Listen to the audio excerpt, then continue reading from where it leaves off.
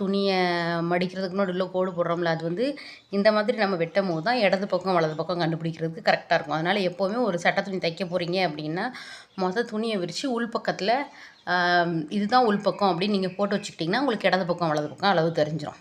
அதுக்கப்புறம் இப்போ வந்து கையில் முன்பக்கம் வந்து உள்ளே குளிச்சு வெட்டுவோம் அப்படின்னா இந்த முன்னாடி வந்து உள்ளே இறங்கி வரும், பின்னாடி உள்ளது வெளியில் இறங்கி வரும்.